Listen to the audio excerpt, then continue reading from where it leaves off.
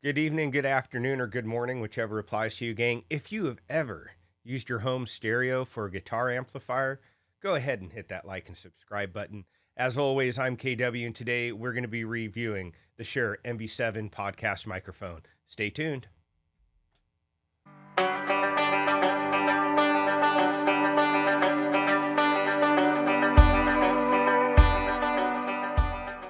Welcome back, gang. So you may have been video blogging or doing a live stream podcast, and you may have used a simple setup like this, where you have a computer, a light, maybe your cell phone, and like a Shure MV77 USB microphone that plugs into the bottom of your phone. That is a great way to start, especially if you don't have a budget for a bigger production. Now, the Shure MV7, which we're going to be reviewing again today, is a great way to up your game, especially if you still want to use your cell phone for video, but you want to definitely upgrade how you capture your audio.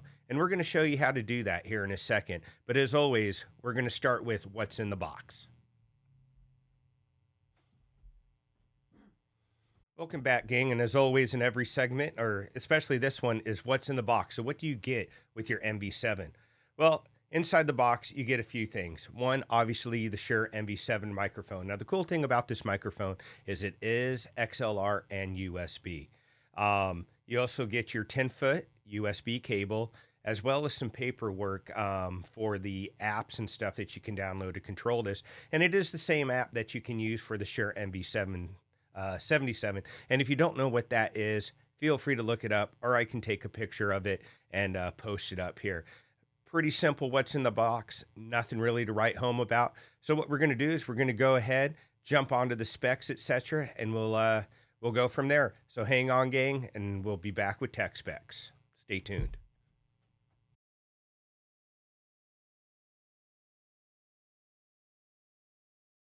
All right, welcome back, gang, and this is the tech spec. And I'm trying really hard here to give you the proper text, so instead of trying to memorize it, I just brought the specs up here on my phone, and we will definitely be able to give you the proper information on this microphone. So the MV7 is a dynamic mic. Unlike its bigger sister, the SM7B, excuse me, you do not need a cloud lifter to be able to use this. You can just plug this right into your mixing console, whether it's a Rodecaster, Mixcaster, interface, whatever it is that you're going to be using, and no need for a cloud lifter or some sort of signal booster, which is great. The pattern is a cardioid pattern, so just think about your heart. The pattern is in the shape of like a big heart. It is a pretty forgiving microphone, and we will be doing a sound test, both XLR and USB, here in a moment, and you'll be able to watch the change out, etc. The frequency on this is 50 hertz to 16 kilohertz with a resolution of 24-bit to 48 hertz, which is pretty standard in a lot of the interfaces and the podcast mixing consoles. So you're actually going to get a great sample rate with this microphone. The output is at 314 ohms with a sensitivity, pardon me, at a negative 55 dBV. It does have a high pass with a presence boost. The color is usually black, but it does come in silver. And the cool thing about the colors too is you can go to the Shure website and be able to customize the colors. So if you're doing a podcast or a gear review and your main colors are red and black, you can get one made in red and black.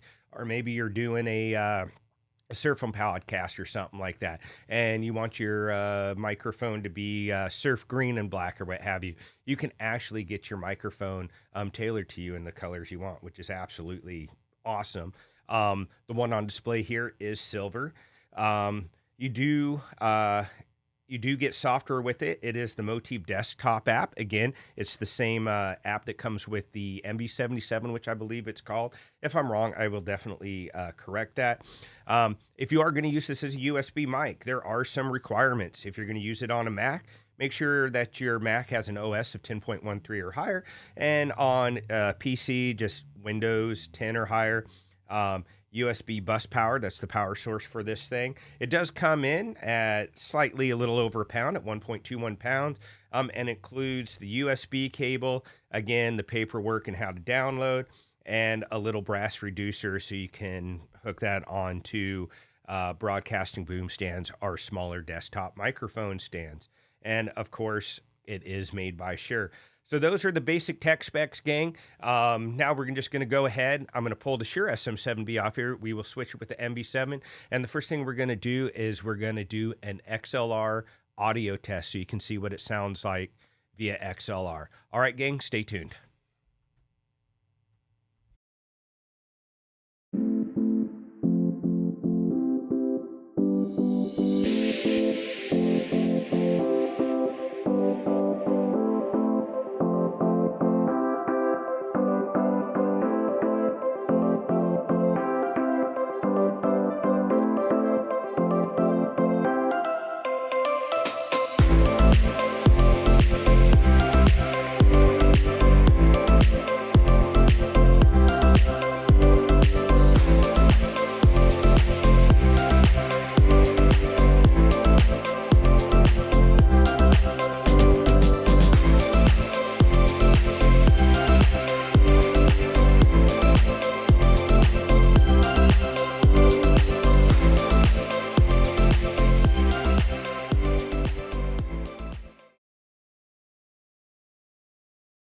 Welcome back, gang. And now we're going to do an audio test. And this is the audio test one. This is an XLR output input.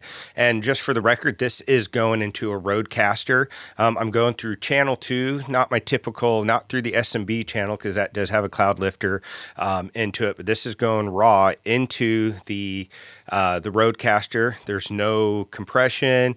No effects, nothing like that. So you actually get to hear what the mic sounds like. And it's not a bad mic. Obviously, if you're familiar with the SM7B or what have you, or even the givings from Rode for their podcast mics, this doesn't have the radio warmth that you would expect from an SM7B, but it's not anything to scoff at either. This is definitely a great upgrade. So if you are looking for a good USB mic to up your game a little bit and be able to kind of add a more professional sound to it, now you know what this is going to sound like. Next up, we're going to do a second audio test, and we're going to hook that up USB. And when we do hook that up USB, you'll see a couple lights up here. And this is actually how you control the microphone via sliders and switches up here. And we'll talk about that more in the audio 2 test. So until then, gang, stay tuned.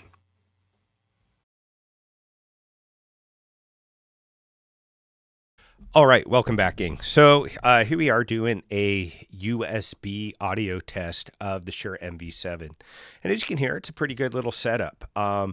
I do have some final thoughts on this when we talk about being able to monitor it, etc.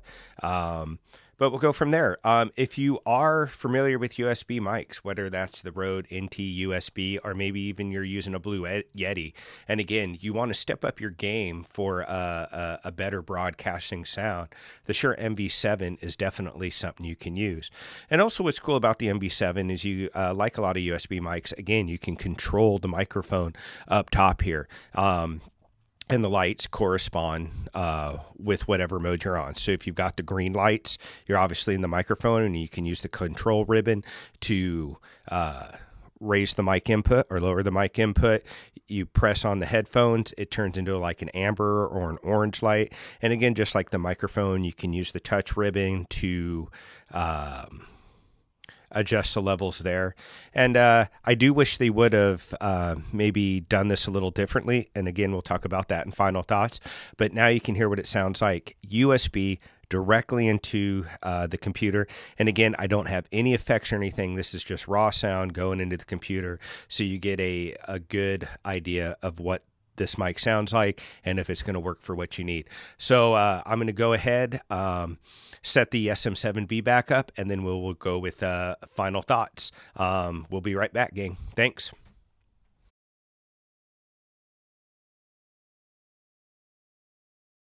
All right, and welcome back, everybody. So as you can see, I'm definitely in a different shirt, and I do not have the SM7B hooked up just for expediency. We had a little technical difficulty, and I really wanted to put this video up last week, and I'm just finally getting to recording the final thoughts right now, just time constraints and issues. So these are my final thoughts on the Shure MV7. Again, a great mic, another awesome product from Shure. The MV7 is definitely a great way to up your game in audio capture, especially if you're going from a USB mic, say like a Blue Yeti, or even something that you can plug into a cell phone like the Shure MV88. Um, the quality on this isn't quite as warm as, say, the SM7B is, but again, another great step to a more professional, more broadcast friendly sound.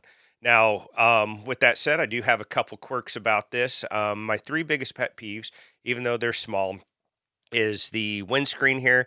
This thing falls off easy. I don't know if it's just the tension on it's not tight enough, or maybe I got one from the factory that was made from, made on Friday right before they closed.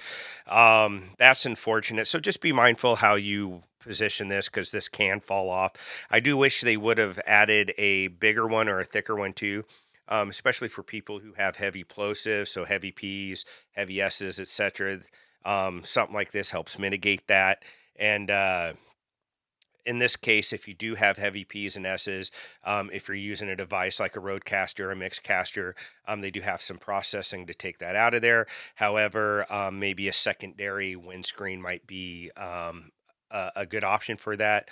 Or if you don't care how it looks, you could throw another sock or something, just something to help mitigate that. Two, the way this mounts is there's no swivel nut in it like you see on the SM7B.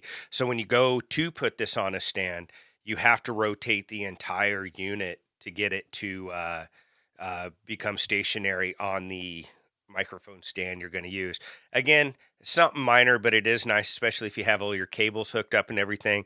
You can just set it on the stand and use the swivel nut to mount it.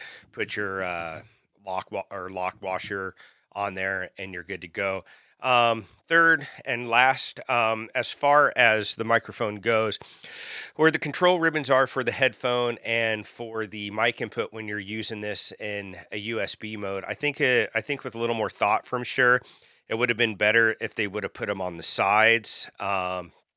Or some other way to control it. Again, you do have an app. It's the Motive app, the same one that you can control the MV88 with. So, if you do have a camera guy or a sound person, or you're doing everything yourself, you can adjust from your phone or what have you. But again, to be able to adjust on the fly manually, I think it would have just been better to put those ribbons on the side here to where you can see them instead of having to maneuver your entire setup. As you can hear, the sound quality is great. If you don't care about the USB, they do make one called the MV7X, which is just an XLR version of this. There's no USB, no headphone mount or anything like that. And I have seen people using these online, and that's great. So, do I recommend the microphone? Absolutely.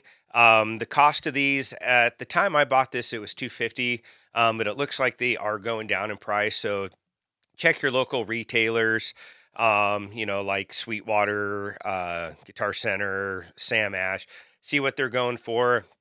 If you're looking to save a little bit more coin, maybe you could check like on Reverb, your local Craigslist, Facebook Marketplace, and get into a microphone, a $250 mic, a little bit cheaper. And again, if you're looking to use these to update your podcast studio or whatever, you can almost get two of these for the price of one SM7B, especially if you get them used in great condition. So just something to think about.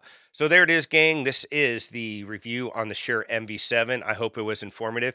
As always, if you have any questions or comments, put them down below in the comment section. If you haven't, be sure to hit the like and subscribe, hit the notification bell, so when I do put up new content, you're the first to hear about, or some of the first to hear about it. And as always, gang, take care of each other. Love, peace, and chicken grease. Ciao.